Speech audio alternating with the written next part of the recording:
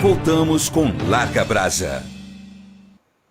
Pois é, aqui no nosso rincão, na nossa região, ficamos sabendo das coisas de Brasília por intermédio da grande imprensa. E a grande imprensa, cada uma tem um viés, uma de um lado, outra do outro, e uma analisa de um jeito, outra analisa daquela posição que lhe é melhor indicada, etc. Então eu vou falar direto com o Ricardo Silva, que ele que está passando, daqui a pouquinho ele vai falar conosco, ele está passando dentro dos bastidores da política, como é que foram essas mudanças dos militares pelo o presidente Bolsonaro. Aliás, pouca gente sabe. Dentre estes, havia um ribeirão pretano, Ilques Barbosa Júnior, que era o ministro da Marinha. O pai dele, Coronel Ilques, teve muito tempo em Ribeirão Preto, era muito conhecido como Tenente Ilques Barbosa, e coordenava aqui no município as ações esportivas durante muitos anos. Ele estava em todas as solenidades e tal, e estava participando dos acontecimentos de Ribeirão Preto. E aí o seu filho foi para a Marinha, mas já saiu. Ficou um bom tempo lá, mas já saiu. Ilques Barbosa, como outros que estavam lá, saíram também, por questões que a própria razão desconhece. Nós vamos saber com o Ricardo Silva agora, direto de Brasília. Bom dia, Ricardo. Oi, Morandini, bom dia para você, bom dia a todos que acompanham, a Tati, é uma alegria falar contigo. Bom, você deve estar trabalhando muito aí, né? Não para, Morandini, não para. E o clima está quente em Brasília. Tivemos uma reunião na Comissão de Constituição e Justiça, em que eu tive posições duras nessa reunião. Tivemos ontem, na Comissão de Seguridade da Câmara Federal, uma sabatina com o ministro da Saúde. Também tive a oportunidade de questionar diretamente o novo ministro da Saúde, Dr. Marcelo Queiroga, sobre o Plano Nacional de Vacinação. E, claro, Morandini, sempre com os olhos voltados para Ribeirão Preto e para a nossa macro-região. E o que você conseguiu que ele te desse perspectiva para melhorar o atendimento da nossa região? O ministro da Saúde, Marcelo Queiroga, assumiu hoje, está completando 9 dias. E ele deixou muito claro ontem na sabatina para a Câmara Federal que há uma guinada de opinião, uma mudança de opinião no Ministério da Saúde.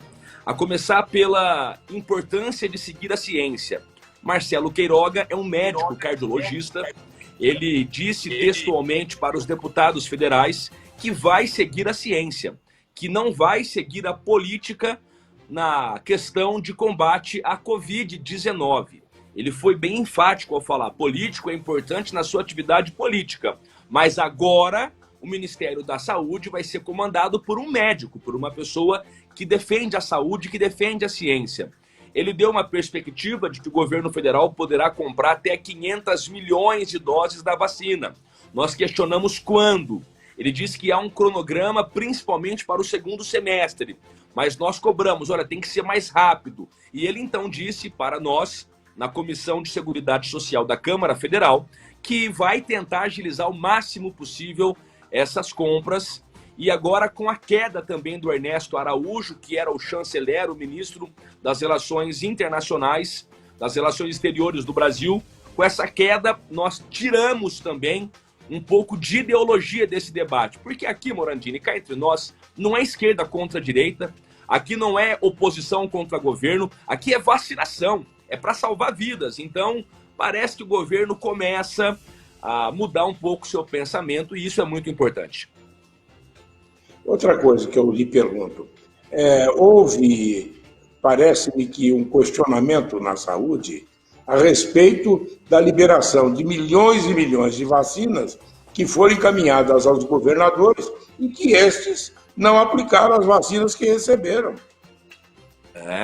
Tem essa investigação também. Eu sou autor, Morandini, de uma CPI, pedido que está tramitando na Câmara. É difícil instalar porque tem que ter 1/3 dos membros apoiando.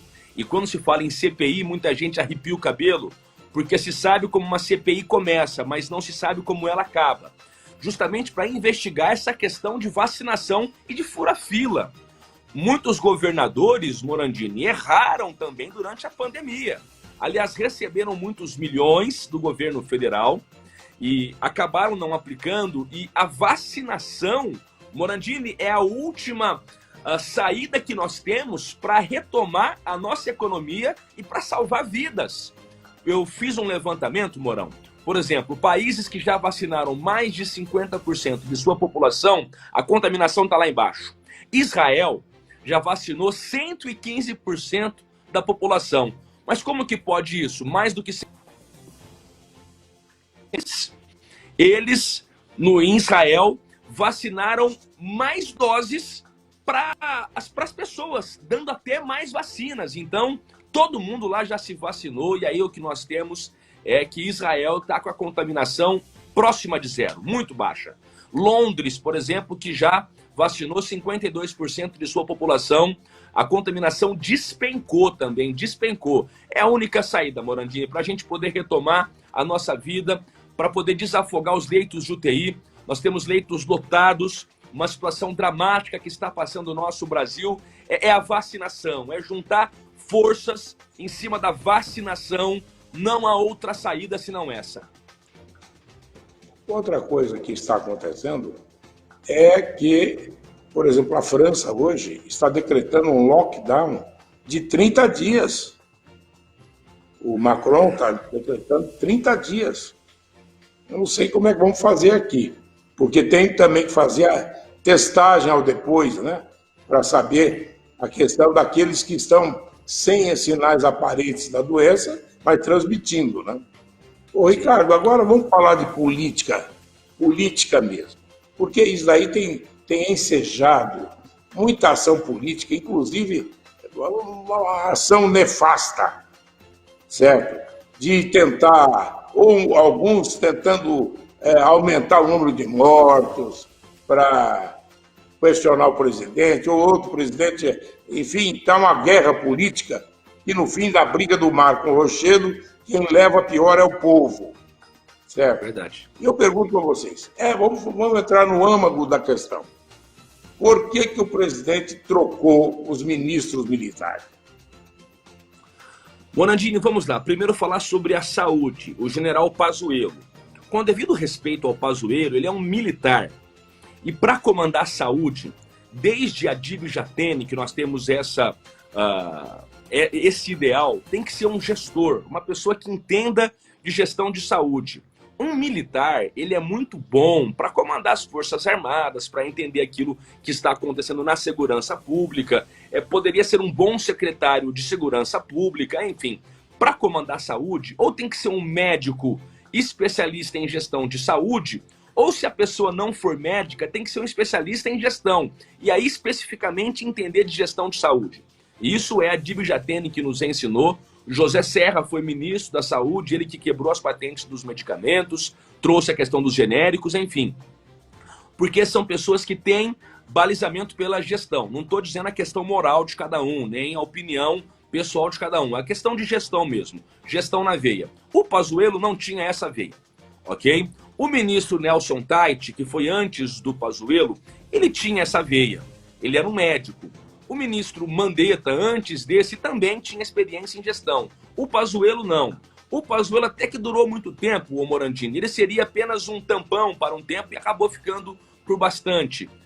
Mais tempo do que o necessário. O ministro agora, doutor Marcelo Queiroga, indicado pelo Bolsonaro, me parece, a impressão que eu tive dele foi muito boa, que ele é um médico cardiologista, ele tem experiência em gestão de saúde e ele disse claramente para a Comissão de Seguridade Social da Câmara que ele vai se preocupar com a ciência.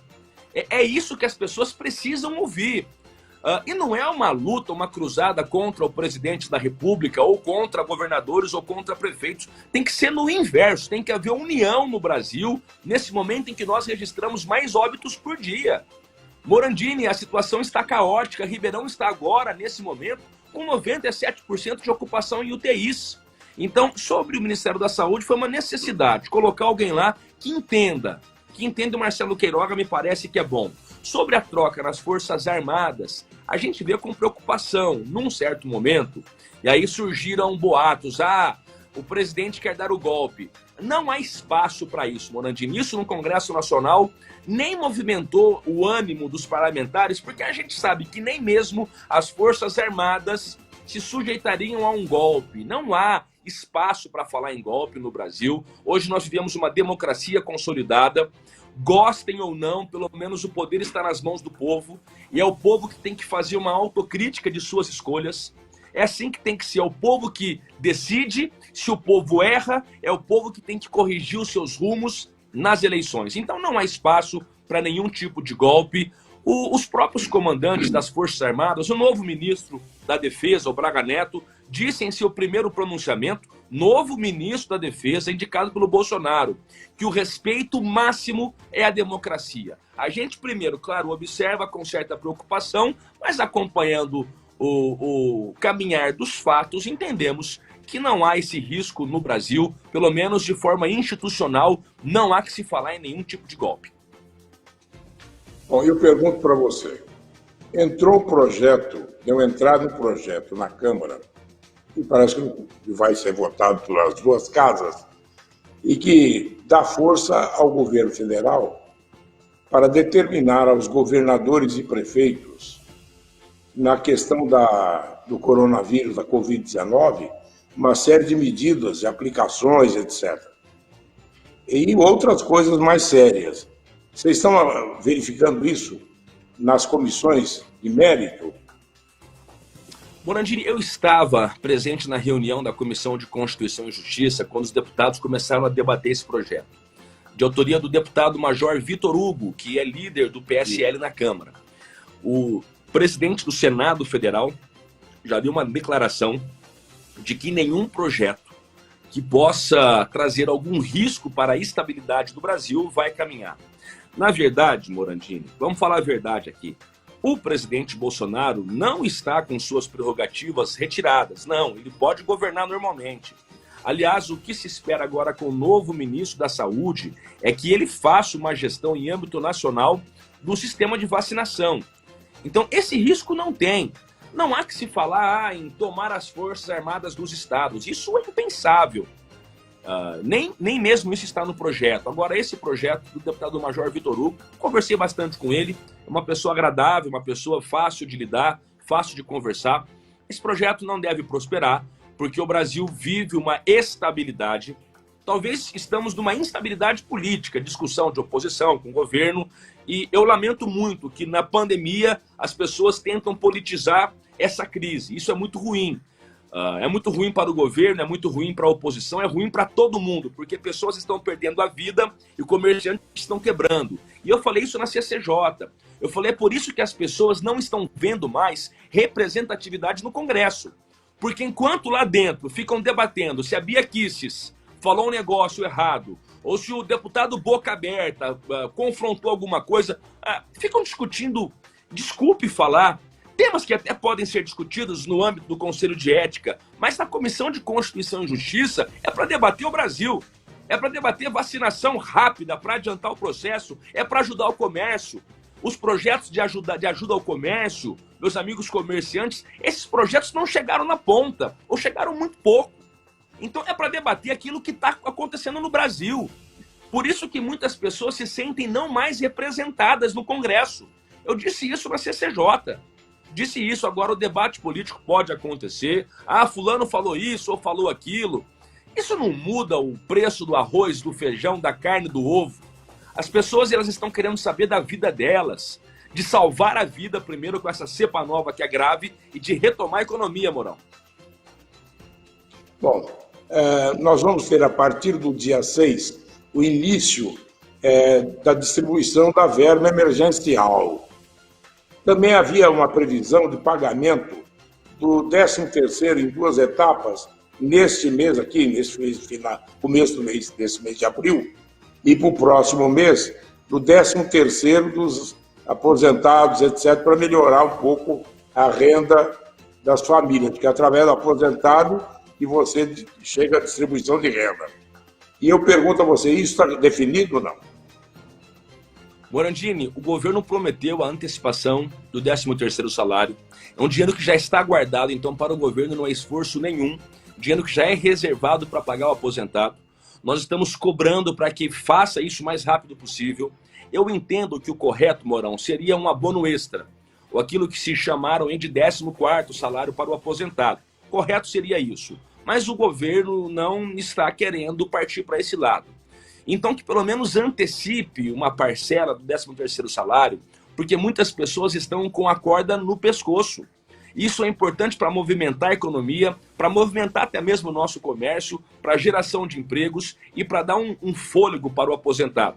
Eu sei que não é o ideal, porque vai chegar no fim do ano e muitos aposentados vão perder essa parcela porque vão ter recebido antes. Mas, Morandini, a gente tem que pensar agora em apagar fogo. É uma situação por vez, uma questão por vez. Então essa antecipação é mais do que necessária. O governo prometeu que com a aprovação da lei orçamentária anual faria essa antecipação, mas ainda não deu data e não deu prazo, por isso que a gente segue cobrando. Outra coisa que também eu recebi de informações é de que dois ministros, seriam Toffoli e Gilmar Mendes, estariam sendo cogitados para terem um impeachment na continuidade de seus trabalhos e que estaria sendo encaminhada uma proposta para a Câmara Federal, para o Congresso, enfim. Tem alguma coisa nesse sentido? É só fake? Morandini, existem pedidos de impeachment contra várias autoridades brasileiras. O pedido de impeachment de ministro do Supremo deve ser analisado pelo Senado Federal. A primeira análise é no Senado. O pedido de impeachment contra o presidente da República, a primeira análise é na Câmara Federal. Existem mais de 50 pedidos de impeachment contra o presidente e outros também dezenas de pedidos de impeachment contra ministros do Supremo Tribunal Federal. Existe muita fumaça nisso tudo e pouca concretude. Por que é que estou dizendo isso a você, Morandini? O impeachment é um procedimento jurídico-político que necessita de ter um crime de responsabilidade e necessita de ter uma convulsão social pedindo, então, a saída dessa autoridade. É necessário juntar esses dois requisitos, o crime de responsabilidade, que é uma questão jurídica, junto com a convulsão social. Quando há impeachment, há ruptura. Toda ruptura, ela é drástica, ela não é boa. Eu acredito que nesse momento no Brasil, nós não temos que falar de impeachment, pelo menos agora. O que nós temos que fazer é unir esforços de todo mundo, parar com politicagem, parar com discussão sensacionalista e política e centrar esforços em vacinar o povo, como está fazendo países sérios agora com os Estados Unidos, vacinando grande parte de sua população, como tem feito países por esse mundo afora, é vacinar o seu povo, é centrar esforços em manter boa relação internacional, conseguir insumos, fazer com que a vacina chegue rápido, principalmente aos grupos prioritários e depois à população toda, e ajudar a economia, Morandini. Quando tem lockdown, quando tem fechamento de comércio, não pode continuar cobrando impostos, não pode continuar exigindo que o comerciante que está fechado, o empresário, continue a pagar essas altas taxas, essa alta carga tributária no Brasil. Então é preciso rever isso.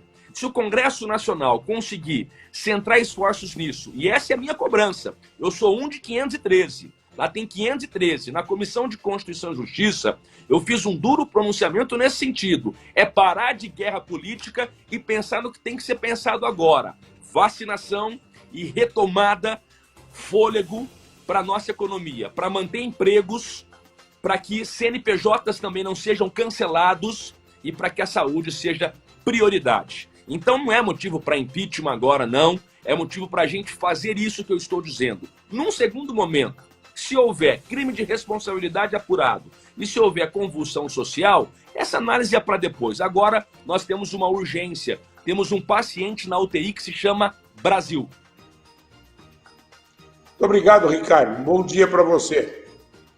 Obrigado, Morandini. Parabéns aí pelo seu trabalho, pelo espaço sempre livre, aberto e democrático que você abre em seu programa. Muito obrigado. Nós vamos agora ao intervalo. Depois